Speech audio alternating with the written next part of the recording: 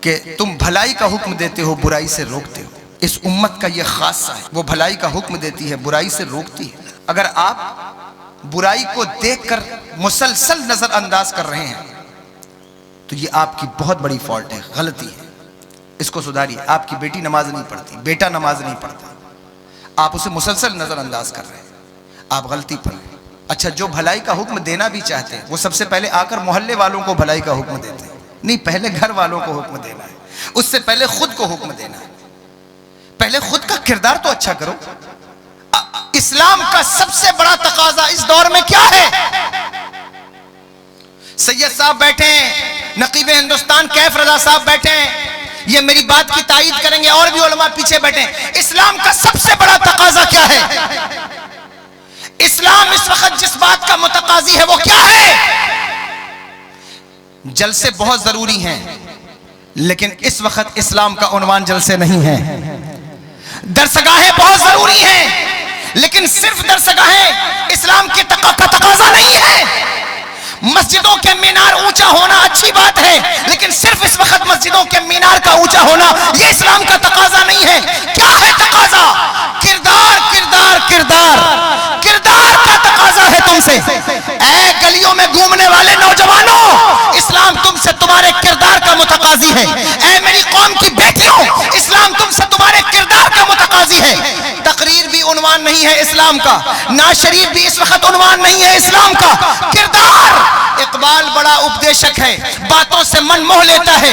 گفتار کا یہ غازی تو بنا، کردار کا غازی بن نہ سکا. مسجد تو بنا لی پل بھر میں، ایمان کی حرارت والوں نے. من اپنا پرانا پاپی تھا، برسوں میں نمازی بن نہ سکا. کردار پیدا کرو، کردار لاؤ، سچے بنو، نیک بنو. ایسے بنو کہ تمہاری ذات سے لوگوں کو فائدہ ہو.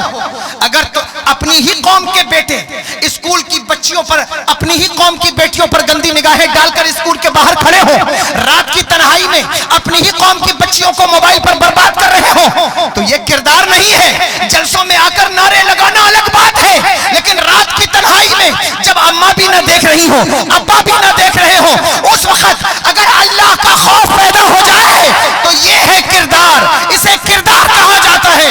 یہ پیدا کرنا ہوگا تمہیں، اس کی طرف تمہیں آنا ہوگا. آج جن لوگوں کو موقع ملا ہے اسلام پر گفتگو کرنے کا، وہ ہمارے کردار کی خرابی کی بنیاد پر. پچھلے دنوں 11ویں کا مہینہ گزرا، میں نے دیکھا سوشل میڈیا پر بھی ایسے بھی لوگ عمل پر بھی حملے کر رہے ہیں، عقیدے پر بھی. کیا ہے گفتگو ان کی کہ کیمرے کے دور میں اب ولی نظر کیوں نہیں آتے، کرامتیں نہیں دکھائی دیتی، اب ولی کیوں نہیں نظر آتے. اور یہ بات غور کرنے والی ہے یا نہیں، سوچنے والی ہے یا نہیں کہ ایک دور تھا کہیں محبوب الہی کی خانقاہ جگمگا رہی، کہیں بہاؤالدین زکریا ملتانی کی خانقاہ جگمگا رہی، کہیں حضرت بابا فرید کے آستانے میں روشنی ہو رہی ہے. اللہ اکبر. لیکن یہ کیا بات ہے کہ دور دور خال خال کو ان ولی نظر نہیں آتا. میں نے غور کیا، اپنے شیخ سے پوچھا بھی کہ حضرت یہ کیا بات ہے، ولی تو ہر دور میں ہوتے، اس دور میں بھی ہیں، نظر کیوں نہیں آتے، کیوں نہیں ہے ان کی کثرت؟ اللہ اکبر. خوبصورت بات کہا. بتاؤ ہم مور کو کیوں نہیں مارتے؟ مور ہمارا انترراشٹریہ پکشی ہے، ہم اسے کیوں نہیں مارتے؟ اس لیے گورنمنٹ نے منع کیا ہے. کیوں منع کیا ہے؟ اس لیے منع کیا ہے کہ اگر یہ مور ختم ہو جائیں گے ان کی نسلیں ختم ہو جائیں گی. شیر کو کیوں نہیں مارتے؟ شیر ختم ہو جائیں گے ان کی نسلیں ختم ہو جائیں گی. کہا ولی کیوں نہیں نظر آتے؟ کہا نظر وہ آتا ہے جس کو پیدا کرنے والے لوگ موجود ہوں. ولی پیدا کرنے والے ماں باپ نہیں ہیں، اس لیے ولی نظر نہیں آتے. آج بھی ولی پیدا کرنے والے ماں باپ پیدا ہوں تو ولی پیدا ہوں گے، لیکن کیسے ماں باپ چاہیے جن سے ولی پیدا ہو؟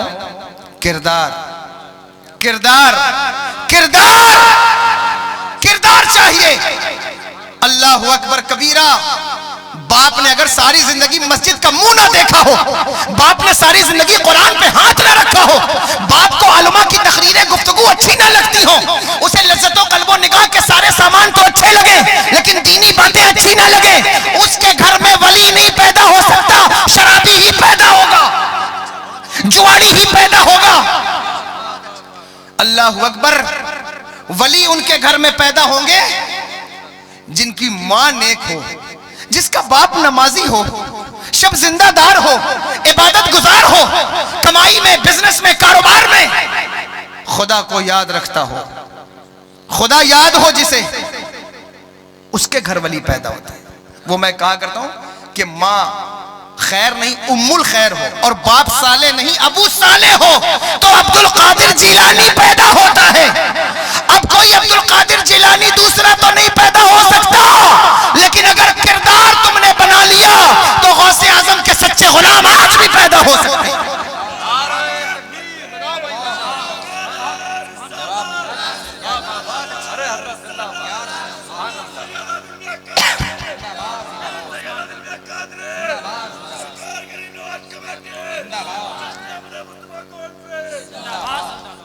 پیدا ہو سکتے ہیں، تمہیں کوشش کرنی ہوگی، تمہیں اللہ کی ذات پر بھروسہ کرنا ہوگا۔ بہت دولت پر بھروسہ کیا ہے، بہت حکومت پر، پارٹیوں پر بھروسے کیے ہیں تم نے، لیکن آؤ آج کی اس محفل میں تمہیں پیغام دیتا ہوں، اے لال گوپال گنج والوں، بڑو پور والوں، اپنے اللہ پر بھروسہ کر کے دیکھو۔ یقین اور بھروسے میں بڑا فرق ہے، یقین الگ چیز ہے، بھروسہ الگ ہے۔ توجہ ہے، سن رہے ہیں؟ آخری باتیں ہیں۔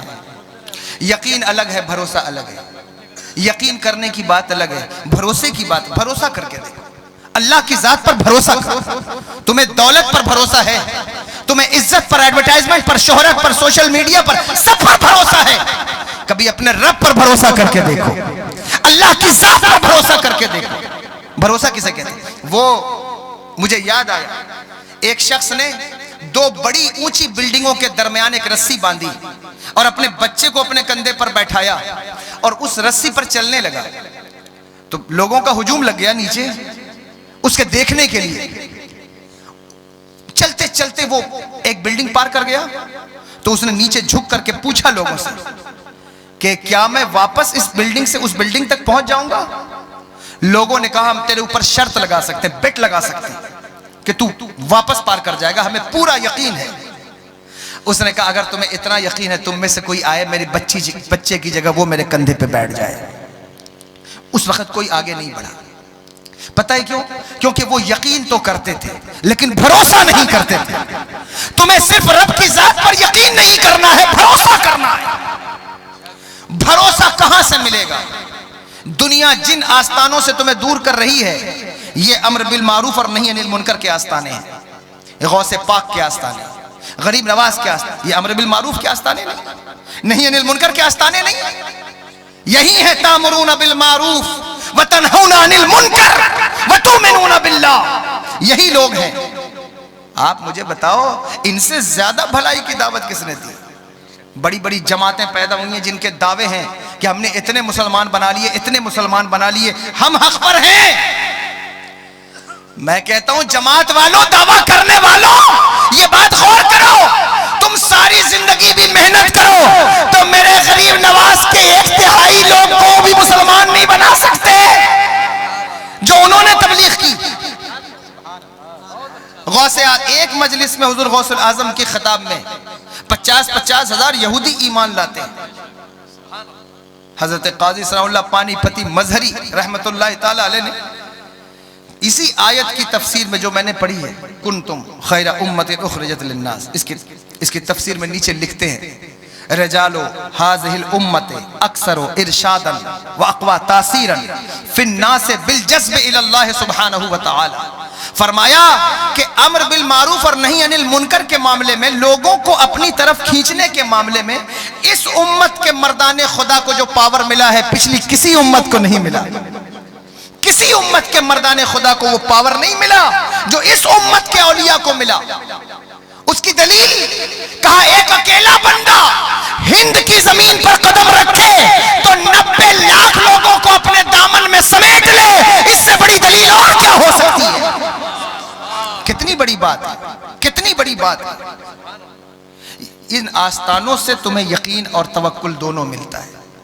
یہی وہ آستانے ہیں جہاں بھروسہ ملتا ہے، جہاں یقین ملتا ہے، جہاں توکل ملتا ہے۔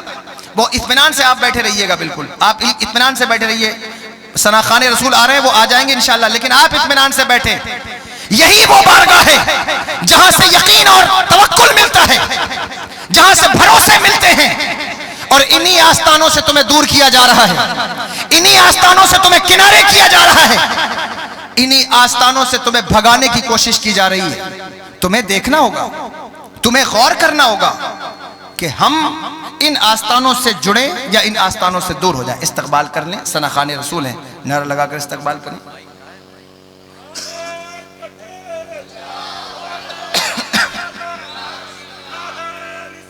नारे तकबीर, नारे तकबीर, नारे तकबीर, नारे रिसालत, नारे रिसालत, उलमाए अहले सुन्नत, शोराए अहले सुन्नत, नारे तकबीर, नारे रिसालत। हाज़रीन बैठ जाएं अदब और इहतराम के साथ में। शायर अहले सुन्नत मोहतरम शब्बीर बरकाती साहब क़िबला राजकोट गुजरात की आमद हो चुकी है माशाअल्लाह। बैठ जाएं, बहुत अच्छी गुफ्तगू हजरत की हो रही है, आप समाअत करें। माशाअल्लाह, अरे ठीक है। नीचे या ऊपर बैठने से किसी को इज्जत नहीं मिलती है। जो नबी की नात पढ़ता है वो खुद इज्जत वाला होता है। मुझे हज़रत उमर इब्न ख़त्ताब रज़ी अल्लाह अन्हु का जुमला याद आया। जिस वक़्त आप जाबिया पहुँचे तो आपके ग़ुलाम की बारी ऊपर बैठने की थी, आपकी लगाम पकड़ने की। ग़ुलाम ने कहा हुजूर आप ऊपर बैठ जाएं, ये दुश्मनों का इलाका है, मैं नीचे चलता हूँ। फरमाया नहीं, ऊँट पर बैठने से इज्जत नहीं मिलती, इज्जत तो नबी के कदमों में बैठने से मिलती। माशाअल्लाह, अल्लाह इन्हें सलामत रखे। शब्बीर बरकाती साहब, सैयद हैदर अली साहब सना खाने रसूल हैं और अल्लाह तबारक व तआला इनको मज़ीद बरकतें आता फरमाया। मैं आखिरी जुमले अर्ज़ कर रहा हूँ अपनी तकरीर के, तवज्जो से सुनिए कि इन आस्थानों से आपको तवक्कुल मिलता है, यकीन मिलता है, भरोसा मिलता है। ये आस्थाने सिखाते हैं कि तुम्हें भरोसा किस पर करना है, तुम्हें यकीन किस पर करना है। अल्लाह अकबर। आखिरी बात इस सिलसिले की अर्ज़ कर दूँ। आपके लिए बहुत बातें अर्ज़ की हैं, अब अपनी जमात के लिए हमारे लोग भी यहाँ बैठे हुए हैं। मैं इन सबसे छोटा हूँ, इल्म में भी अमल में भी, लेकिन इनकी खिदमत के तौर पर अर्ज़ करता हूँ, ये मुझे दुआ देंगे। भरोसा अल्लाह की ज़ात पर। हज़रत अल्लामा जलालुद्दीन रूमी, बहुत बड़ा नाम है ना, बहुत बड़ा नाम है। इलाहियात पढ़ाते थे, काज़ी शहर भी थे, काज़ी शरा भी थे, इमाम भी थे। पूरी दुनिया के तलबा सिमट कर उनकी दरसगाह में आ गए थे। लेकिन वो मुरीद किसके थे? हज़रत शम्स तबरेज़ रहमतुल्लाह ताला अलैह के। इमामुल मजाज़ीब हज़रत शम्स तबरेज़। पता चला, आपकी तवज्जो नहीं है मेरी तरफ, नहीं सुनेंगे? सुन रहे? आखिरी जुमले हैं, तवज्जो से सुने। उनके मुरीद थे। पता चला कि जो लोग आज कहते हैं कि पीरों की ज़रूरत नहीं, उन जाहिलों से कहो कि रूमी को भी पीर की ज़रूरत है, जामी को भी पीर की ज़रूरत है, इकबाल को भी पीर की ज़रूरत है। इतना बड़ा दुनिया का रोशन ख्याल, वो कहता है मेरा मामला फंस जाता है तो मैं रूमी की तरफ रुजू करता हूँ, जामी की तरफ रुजू करता हूँ। तुम कहाँ से आए हो जो कहते हो पीरों की ज़रूरत नहीं? अल्लाह अकबर। इल्म वालों को पीरों की ज़रूरत है, इल्म वाले ही जानते हैं कि पीर क्या होता है। हज़रत रूमी मुरीद है हज़रत शम्स तबरेज़ के। अल्लाह अकबर। कभी इसीलिए खुद को किसी न किसी से, यानी आप बैत हों, किसी अच्छे पीर का इंतखाब करें और आप उसके मुरीद ज़रूर बने। ये जो कहा जाता है ना कि जिसका कोई पीर नहीं उसका शैतान पीर होता है, तो लोग इसका मजाक उड़ाते हैं, लेकिन बात दरअसल ये है कि पीर की हैसियत एक आईने की है, एक आईने की हैसियत है। अल्लाह अकबर। ये बात काबिल गौर है कि जब अल्लाह के वलियों का तस्करा आया तो हुजूर ने इरशाद फरमाया इज़ा रऊ ज़ुकिरल्लाह, उन्हें देखो तो अल्लाह याद आए। तवज्जो है या नहीं? हाथ उठाकर बताओ वरना मैं ख़त्म कर दूं। इसलिए कि मैं कभी भी अपनी गुफ्तगू को ऐसे बर्बाद नहीं करता हूँ। तवज्जो होती है तो चंद बातें अर्ज कर दूंगा, वरना मैं तो टाइम भी हो गया मेरा। ये आखिरी बातें हैं जो मैं अर्ज कर रहा हूँ, ये फ़ायदे की बात अगर आप तवज्जो से सुनेंगे। पीर की हैसियत क्या है वली की? फरमाया वली वो है जिसको देखो तो खुदा याद आए। दिल पर हाथ रखकर बताओ कि झोपड़ी को देखकर कभी ताजमहल याद आता है? कभी छोटा सेलफोन देखकर आईफोन याद आएगा? कभी अल्लाह अकबर सहराओं को, डेजर्ट को देखकर कोई किसी को स्विट्जरलैंड याद आएगा, कश्मीर याद आएगा? नहीं। याद वो आता है उसको देखकर जो उसकी रंगत लिए हुए हो, जो उसका अक्स लिए हुए हो। फरमाया वली कौन है? वली वो है जिसको देखो तो खुदा याद आए। پتا چلا کہ اللہ ظاہر اور ولی اس کے مظاہر. ولی کون ہے؟ جن کو دیکھو تو خدا یاد آئے. خدا یاد آئے. میں نے شروعات میں کہا خدا کو یاد کرو، آخری بات ہو رہی ہے. ولی وہ ہے جس کو دیکھو تو خدا یاد آئے. کیسے یاد آئے گا؟ ولی کی حیثیت آئینے کی ہے. آئینے کی ہے.